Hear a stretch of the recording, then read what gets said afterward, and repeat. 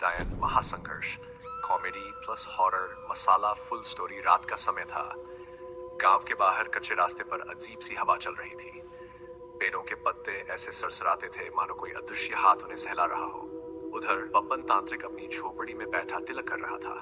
लेकिन तिलक क्या, डर के मारे हाथ कांप रहा था और तिलक की जगह काजल लग रहा था।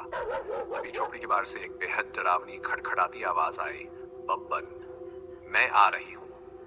बब्बन का दिल ऐसे उछला जैसे दबा हुआ स्प्रिंग निकल जाता है।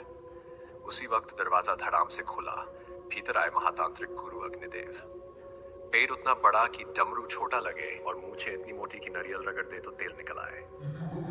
बब्बन गुरुजी वो आवाज सुन रहे थे? हाँ, और तूने ये काजल क्यों लगा रखा है तिलक की जगह? बब्बन गुरुजी डर में हाथ फिसल गया।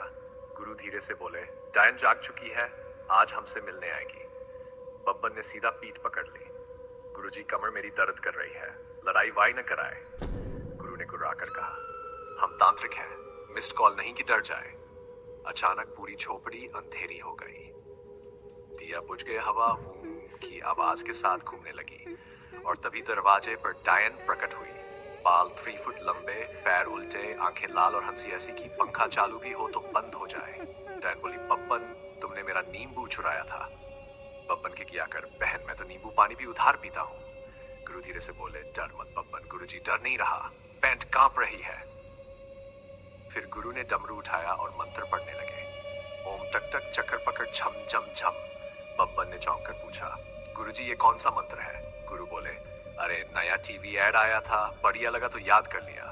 ये सुनकर डायन भी हंस दी, तुम दोनों तो कॉमेडी पीस हो। गुरु ने जोर से डमरू घुमाया पर हाथ फिसला और डमरू उड़कर डायन के माथे पर थप से लगा। डायन गुस्से में चिल्लाई, अब तुम लोग गाए। बब्बन तुरंत गुरु के पीछे छिप गया। गुरुजी फाइनल अटैक अभी करवाए। गुरु ने जेब में हाथ डाला। बब्बन को लगा कोई रहस्यमयी ताबीज निकलेगा, लेकिन गुरु ने निकाला लहसुन की चटनी। बब्बन, गुरुजी ये क्या? कभी भी समोसा मिल जाए तो काम आती है। गुरु ने चटनी हवा में उछाली। चटनी की गंध फैलते ही डायन चीखी, अरे मसाला मत फेंको, मुझे एसिडिटी होती है, और झूम करके गायब हो गई। बब्बन खुशी से कूद पड़ा, गुरु जीत गए, जीत गए। गुरु शांत से बोले, यह है महातांत्रिक शक्ति। लेकिन तभी पीछे पेट पर डायन की आवाज आई, अगली बार मसाला मत फेंकना, पेट खराब हो जाता है।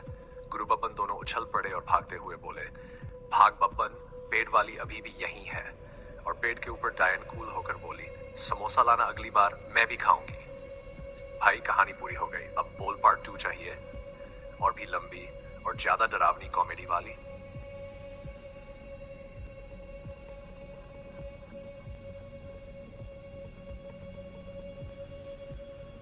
गुरु अग्निदेव बड़े शान से गांव लौटे, पर गांव वालों को यकीन ही नहीं हुआ। गांव वाला 1 सच में डायन को भगाए। गुरु हारे, हमारी तांत्रिक शक्ति देखकर पलायन कर गई। बब्बन और थोड़ी सी चटनी देखकर भी सब हंस दिए। रात हुई। बब्बन झोपड़ी में आराम से सो रहा था। खड़ खड़ खड़ थप, क्योंकि खटिया आधी टूटी थी। अचानक झोपड़ी हिलने लगी। दिया अपने आप जल गया और फिर बुझ गया। बाहर से वही खड़खड़ाती आवाज, बब्बन मैं वापस आ गई। बब्बन नींद में ही बोला, गुरुजी बाहर कौन बकरा बांध दिया है? फिर दरवाजा धड़ाम से खुला। इस बार डायन पहले से भी खतरनाक रूप में, बाल 6 आंखें 3 और आवाज डबल सराउंड साउंड डायन, बब्बन तुमने मुझे चटनी से भगाया था, आज बदला लेने आई हूँ। बब्बन घबराकर चिल्लाया, गुरुजी इस बार एसिडिटी वाली सीरियस लग रही है। उसी समय गुरु अग्निदेव पीछे से आते हुए बोले, हम आ गए, चिंता मत कर बब्बन। लेकिन गुरु के आते ही डायन ने उन्हें देख एकदम टीवी जैसी स्माइल दी। अग्निदेव पहचान लिया, मैं वही डायन हूँ जिसने तुमसे 5 साल पहले कर्जा लिया था। गुरु का चेहरा जमीन पर गिरा। अरे तू वही, तूने 25 रुपए वापस नहीं किए थे। डायन, आज ब्याज समेत देने आई हूँ, डर का ब्याज। बब्बन धीरे से बोला, गुरुजी ये आपकी पुरानी देनदारी है, मैं क्यों भोगूं? गुरु, टीम वर्क होता है तंत्र में। डायन ने हवा में हाथ घुमाया, पूरी झोपड़ी घूमने लगी, बर्तन लगे, लोटा बब्बन के सिर से ठक टकराया। बब्बन, डायन दीदी लोटा वापस रख दो, सुबह काम आता है। डायन जोर की हंसी हंसी और फिर बोली, इस बार तुम दोनों को नहीं छोड़ूंगी। गुरु फुसफुसाए, बब्बन फाइनल तंत्र चाल चलेंगे। पर कौन सी? सबसे भारी, सबसे बहादुर, सबसे शक्तिशाली भागो योजना। और दोनों भागने लगे। डायन रुको, उड़ते हुए दोनों के सामने आ गई। गुरु ने जेब में हाथ डाला, सबको लगा कोई ताबीज निकलेगा, लेकिन फिर से निकली लहसुन की चटनी। डायन जी की, फिर चटनी? तुम लोग तांत्रिक हो या ढाबे वाले? बब्बन बोला, दीदी आपको डर नहीं लगा? डर नहीं, भूख लग गई, चटनी की खुशबू अच्छी है। गुरु और बब्बन दोनों एकदम रुक गए। तो समोसा भी खाओगी डायन?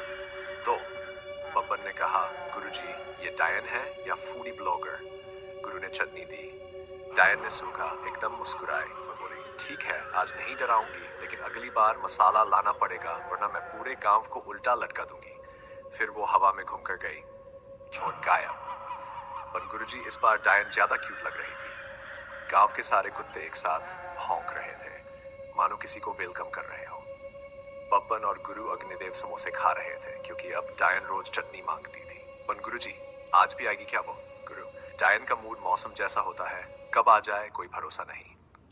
तभी हवा में अजीब गंध फैली, कभी अगरबत्ती, कभी सड़ा हुआ आम, कभी जली हुई सरसों। बब्बन नाक दबाकर बोला, गुरुजी ये क्या है? गुरु ने आंखें तरेरी, ये तो डायन के बॉयफ्रेंड की एंट्री स्मेल है। अचानक पेड़ हिलने लगे, आसमान काला होने लगा और जमीन में कंपन, धड़ाक।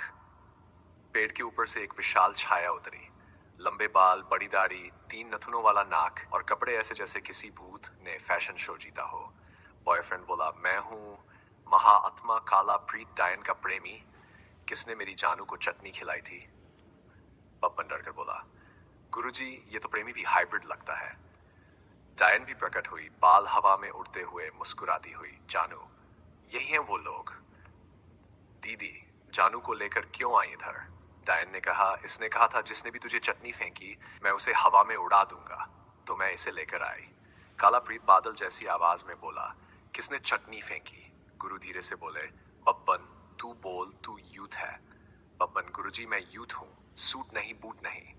काला प्रीत ने जादुई आवाज में गर्जना की, सच बताओ नहीं तो तुम्हें उल्टा लटका दूंगा। गुरु ने तुरंत कहा, 1 मिनट, पहले ये बताओ तुम दोनों का रिश्ता कब से है? डायन शर्मा गई, 387 साल से। बब्बन फुसफुसाया, गुरुजी इतना पुराना रिलेशन तो अचार भी नहीं टिकता। काला प्रीत गुस्से में बोला, मजाक कर रहे हो मुझसे? गुरु तुरंत बोले, नहीं नहीं, हम तो बस तांत्रिक रिसर्च कर रहे थे। काला प्रीत, अब मैं तुम्हें। अचानक डायन बोली, जानू रुको, पहले इनसे चटनी लेते हैं, मुझे फिर भूख लगी है। बब्बन ने सर पकड़ लिया। गुरु ने जेब से चटनी निकाली। तभी काला प्रीत की नाक फड़क उठी। काला प्रीत, हम ये लहसुन, बहुत बढ़िया समोसा है। गुरु और बब्बन एक दूसरे को देखने लगे। गुरु, समोसा 2 है, दोनों को देना पड़ेगा। बब्बन, गुरुजी लेकिन हम खाने वाले थे, अब जान बचाना है, भूख बाद में। गुरु ने समोसे आगे बढ़ाए। डायन और उसका बॉयफ्रेंड दोनों खाने लगे, धीरे धीरे मजे से, जैसे पिकनिक हो। काला प्रीत ने कहा, ठीक है तुम लोगों ने अच्छा स्वागत किया, इस बार माफ करता हूँ। डायन ने मुस्कुराकर कहा, अगली बार चटनी ज्यादा रखना। काला प्रीत, और समोसे भी। फिर दोनों हवा में घूमकर छू गायब हो गए। बब्बन वहीं बैठकर बोला, गुरुजी पहले डायन, अब उसका बॉयफ्रेंड, हम तांत्रिक हैं या होटल वाले बन गए? गुरु शान से बोले, तांत्रिक ढाबा मिलकर चलाएंगे बब्बन, कमाई भी होगी और भूत भी खुश रहेंगे। और दोनों जोर से हंसने लगे। पेट के ऊपर से आवाज आई, अगली बार मलाई देव अपनी झोपड़ी के बाहर बैठे थे, आज उन्होंने समोसे नहीं खरीदे थे। क्यों? क्योंकि पिछले 3 दिन से डायन और उसका बॉयफ्रेंड आकर पूरा खाना खा जाते थे। बब्बन ने दुखी होकर कहा, गुरुजी ये भूत प्रेत नहीं, फूड डिलीवरी वाले लगते हैं। गुरु, हाँ रे, तांत्रिक हुए हम युग, कौन बताए। तभी अचानक आसमान काला पड़ गया, हवा उल्टी दिशा में चलने लगी, चारों तरफ पत्ते उड़ने लगे और फिर ठस, धरती ऐसे कांपी जैसे भूकंप आया हो।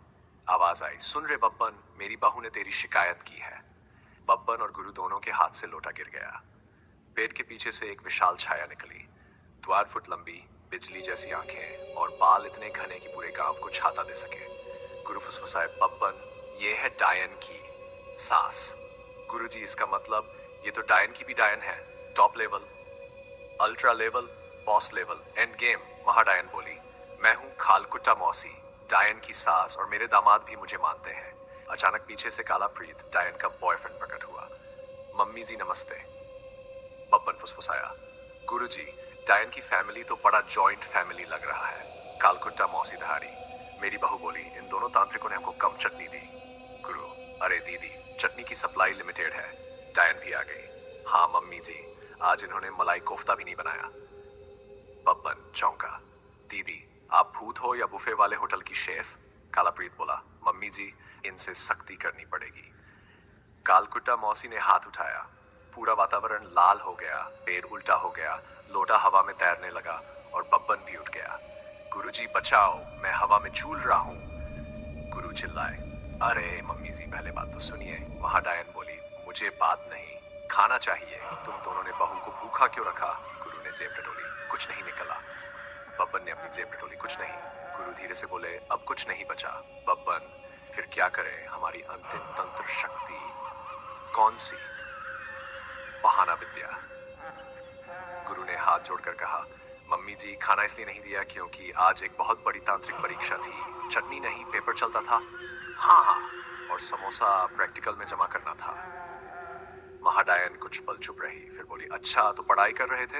हाँ दीदी, लेकिन सबसे बड़ा धन है और समोसा दूसरा सबसे बड़ा। डायन ने मुस्कुराकर कहा, मम्मी माफ कर दो इन्हें, ये कॉमेडी में कमजोर नहीं है। कालाप्रीत भी बोला, हाँ मम्मी जी, ये लोग अच्छे ट्रीटमेंट करते हैं। महाडायन ने भारी आवाज में कहा, ठीक है, लेकिन अगली बार मेरे लिए खास डिश बनाओगे, मैं मांगती हूँ, तंदूरी भूतनी बिरयानी। बब्बन बेहोश होते होते बचा। फिर सब गायब हो गए, सिर्फ हवा में आवाज गूंजी, कल रात से खाना बनाना शुरू कर देना, हम पूरा परिवार आएगा। गुरु और बब्बन धरती पर बैठ गए। बब्बन बोला, गुरुजी ये क्या था? बब्बन, अब हम तांत्रिक नहीं, डायन कैटरिंग सर्विस हो गए हैं। और दोनों जोरदार हंसी में फट पड़े।